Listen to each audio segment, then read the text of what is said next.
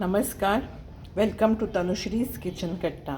आज मी तुम्हाला घरच्या घरी विदाऊट गाईचं किंवा म्हशीचं दूध, पहिलं दूध असतं वासरू झाल्यावर, ते अलर्जिक कसा करतात ते त्याच्यापासून करतो आपण.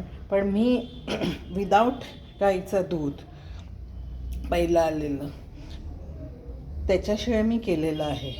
दूध घ्यायचं 1 कप, अर्धा कप दही घ्यायचं, कंडेन्स मिल्क मी घरी बनवलं होतं, ते साखर आणि दूध घालून कॅरमलाइज होते साखर, आणि ते आटून कंडेन्स मिल्क मी घरी केलं होतं, आणि थोडीशी मिल्क पावडर पण त्याच्यात घातली होती. पण तुम्ही रेडीमेड कंडेन्स मिल्क आणू शकता.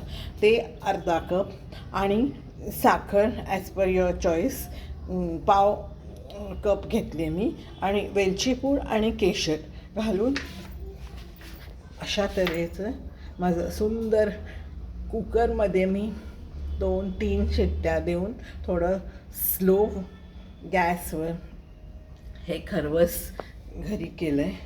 तुम्ही असं ट्राय करू शकता घरच्या घरी विदाऊट गेटिंग मिल्क फ्रॉम काव. माझी रेसिपी आवडली असेल तर लाईक करा, शेअर करा आणि सबस्क्राईब करायला विसरू नका. Bye. Stay fit, stay healthy, and keep watching my videos.